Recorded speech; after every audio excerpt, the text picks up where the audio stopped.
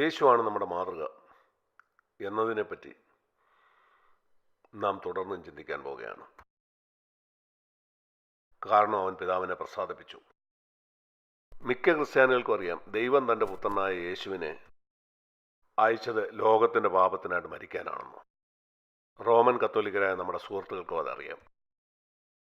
ദുരുപദേശം പഠിപ്പിക്കുന്നവരും യേശു നമ്മുടെ പാപത്തിനായിട്ട് മരിച്ചു എന്ന് വിശ്വസിക്കുന്നു. എന്നാൽ അതുമാത്രമല്ല,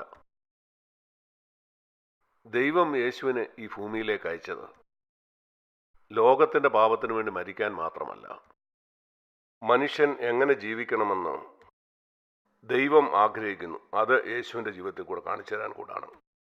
ഈ ഭാഗം മിക്ക ക്രിസ്ത്യാനികളും ഇതുവരെ കണ്ടിട്ടില്ല. അത് നമ്മുടെ സ്വയകേന്ദ്രീകൃതമായ ജീവിതത്തെ പറ്റിയാണ്.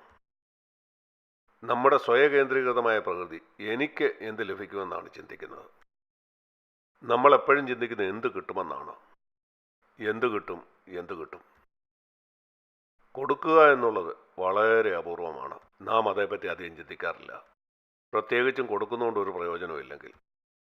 ദശാംശത്തെ പറ്റി ഒത്തിരി ആളുകൾ പ്രസംഗിക്കാറുണ്ട്. കൊടുത്താൽ നിങ്ങൾക്ക് ദൈവം പ്രതിഫലം തരുമെന്ന് പറഞ്ഞുകൊണ്ടാണ് അത് പറയുന്നത്. 100 മടങ്ങ് ദൈവം തരും ഇങ്ങനെ പറഞ്ഞുകൊണ്ടാണ്. നാം എന്ത് കിട്ടും എന്ന് ചിന്തിക്കുന്നുണ്ട്. യേശുവിനെ പറ്റിയും നമ്മുടെ ചിന്ത അങ്ങനെ തന്നെയാണ്. അവൻ എൻ്റെ പാപത്തിനായിട്ട് മരിച്ചു എന്ന് പറയുമ്പോൾ പോലും നിങ്ങൾക്കറിയാമോ, ഒരാൾ അവനിൽ തന്നെ കേന്ദ്രീകൃതമായിരിക്കുമ്പോൾ അത് അരിഷ്ടമായ ഒരു ജീവിതമാണ്. അതുകൊണ്ടാണ് മിക്ക ക്രിസ്ത്യാനികൾ അരിഷ്ടരായിട്ടിരിക്കുന്നത്. 24 മണിക്കൂറും കർത്താവിൽ സന്തോഷിക്കുക എന്നുള്ള കൽപ്പന ആചരിക്കാനായിട്ട് വളരെ കുറച്ച് പേർക്ക് കഴിയുന്നുള്ളൂ. എപ്പോഴും കർത്താവിൽ സന്തോഷിക്കുക എന്നുള്ള കൽപ്പന.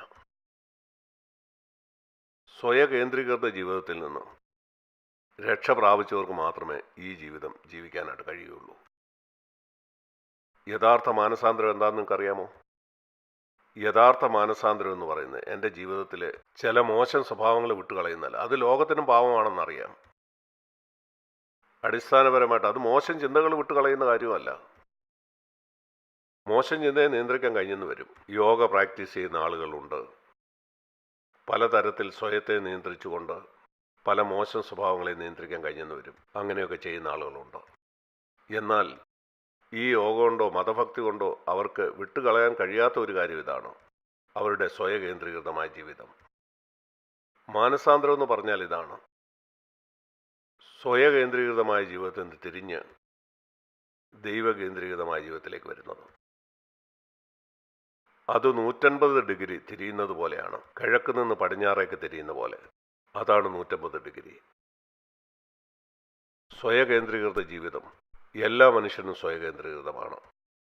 അതിൽ നിന്ന് ദൈവത്തിൽ കേന്ദ്രീകൃതമായ ജീവിതത്തിലേക്ക് തിരിയുക.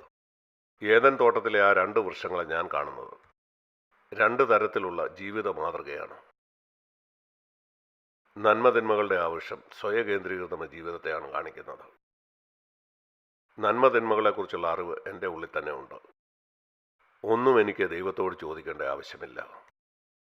എന്താണ് നന്മയെന്നോ തിന്മയെന്നോ എനിക്കറിയാം. അനേകരും അങ്ങനെയാണ് ജീവിക്കുന്നത്. അതുകൊണ്ടാണ് മാന്യരായിട്ടുള്ള അക്രൈസ്തവരായിട്ടുള്ള ആളുകൾ ഈ ഭൂമിയിലുള്ളത്. മാന്യന്മാരായ നിരീശ്വരവാദികൾ. അവരടിസ്ഥാനപരമായ ഒരു ദോഷവും ചെയ്യുന്നില്ല. കാരണം ഈ നന്മതിന്മകളെക്കുറിച്ചുള്ള അറിവ് ആദാമിൻ്റെ സമയം മുതൽ നമുക്ക് ലഭിച്ച ഒരു കാര്യമാണ്. ചിലപ്പോൾ ഇങ്ങനെയുള്ളവരെ നാം പുകഴ്ത്തും. എത്ര നീതിയുള്ളൊരു മനുഷ്യൻ. എന്നാൽ അവൻ ദൈവത്തിൽ കേന്ദ്രീകൃതമല്ലെങ്കിൽ അവൻ നീതിമാനല്ല. അവൻ എത്ര നന്നായി ജീവിക്കുന്നു എന്നുള്ളതല്ല വിഷയം. യഥാർത്ഥ നന്മ ദൈവത്തിൽ കേന്ദ്രീകൃതമായി ജീവിക്കുന്നതാണ്. അതുകൊണ്ട് ഈ ജീവവൃക്ഷം ദൈവത്തിൽ കേന്ദ്രീകൃതമായ ജീവിതത്തെയാണ് ചൂണ്ടിക്കാണിക്കുന്നത്. അതിൻ്റെ അർത്ഥം ഇതാണ്: എനിക്ക് നന്മയും തിന്മയും എന്താണെന്ന് അറിയണമെങ്കിൽ ആ തിരിച്ചറിവ് എന്നിൽ തന്നെ ഇല്ല. ഇത് ശരിയാണോ തെറ്റാണോ എന്ന് ഞാൻ ദൈവത്തിൻ്റെ അടുക്കൽ പോയി ചോദിക്കണം. എനിക്കിത് ചെയ്യാമോ ഇല്ലയോ? അതാണ് ദൈവാശ്രയത്തിലുള്ള ജീവിതം. അതാണ് വിശ്വാസത്താലുള്ള ജീവിതം. ദൈവത്തെ കൂടാതെ ഒന്നും ചെയ്യാൻ കഴിയാത്ത ജീവിതം. അവനാണ് എനിക്ക് ജ്ഞാനവും ശക്തിയും ഒക്കെ തരുന്നത്. ഞാൻ ചിന്തിക്കുന്നു യേശു തൻ്റെ ശിഷ്യന്മാരെ പഠിപ്പിക്കാൻ ആഗ്രഹിച്ച ഏറ്റവും പ്രധാനപ്പെട്ട പാഠം ഇതായിരുന്നു. നമ്മളെയും പഠിപ്പിക്കാൻ ആഗ്രഹിക്കുന്നു. അതാണ് യോഹന്നാൻ 15:5 നാം വായിക്കുന്നത്: എന്നെ കൂടാതെ നിങ്ങൾക്കൊന്നും എന്താണ് ചെയ്യാൻ കഴിയില്ല.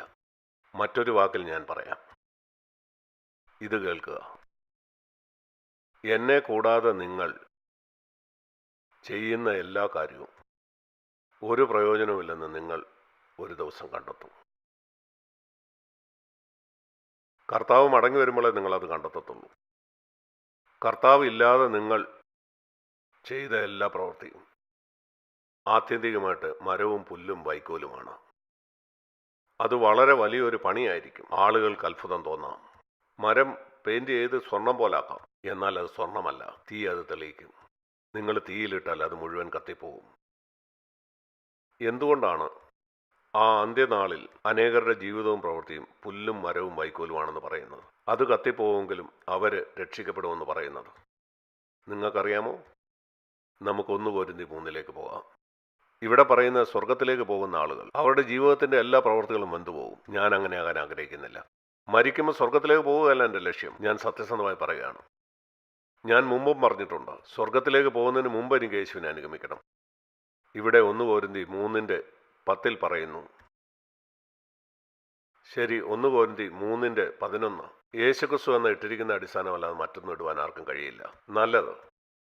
ക്രിസ്തുവിൽ നിങ്ങളൊരു അടിസ്ഥാനം ഇട്ടു, നിങ്ങൾ വീണ്ടും ജനിച്ചു. അതിനുശേഷം ഈ അടിസ്ഥാനത്തിന്മേൽ നിങ്ങൾ പണിയുന്നത്, നിങ്ങൾ ഓരോ ദിവസവും നിങ്ങളുടെ ജീവിതം ജീവിക്കുന്നത്, അത് അടിസ്ഥാനം മാത്രമല്ല.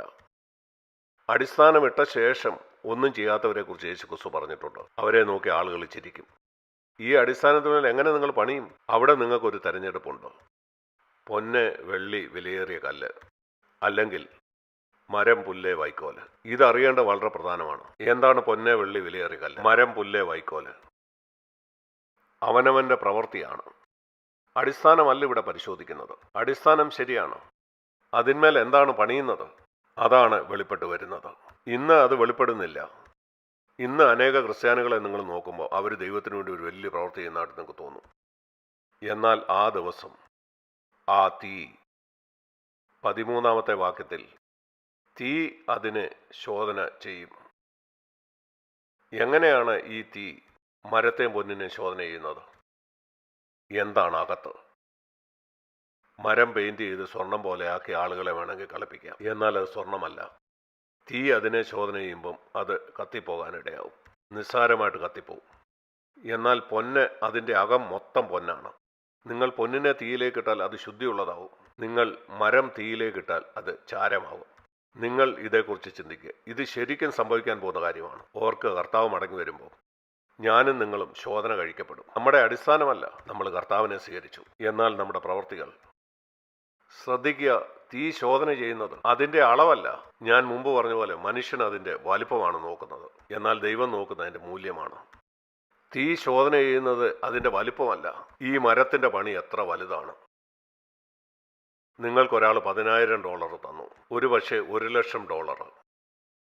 അതുകൊണ്ട് നിങ്ങൾ പൊന്നോ മരമോ വാങ്ങുന്നു. ഈ $1,00,000 കൊണ്ട് നിങ്ങൾക്ക് എത്ര മരം വാങ്ങാൻ കഴിയും? കച്ചിയോ? ഒത്തിരി വാങ്ങാൻ പറ്റും. ഈ $1,00,000 കൊണ്ട് പൊന്നോ വെള്ളിയോ വാങ്ങിയാലോ അത് ഇച്ചിരി കാണത്തുള്ളൂ. എന്നാൽ ഇതെല്ലാം കൂടെ തീയിലിട്ടാലോ നിങ്ങൾക്കറിയാലോ എന്ത് സംഭവിക്കുമെന്ന്. അതാണ് കാര്യം.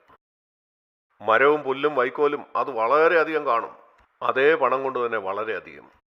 എന്നാൽ പൊന്നും വെള്ളിയും വിലയേറിയതും അല്പമേ കാണൂ. ഇന്ന് മെഗാ ചർച്ചുമായിട്ട് നിങ്ങളതിനെ താരതമ്യം ചെയ്താൽ അടുത്തതൊരു പക്ഷേ ഒരു ചെറിയ കൂട്ടായ്മയായിരിക്കും. ആളുകൾ മെഗാ ചർച്ചിനെ പുകഴ്ത്തും. ഞാനൊരിക്കലും ചെയ്യില്ല.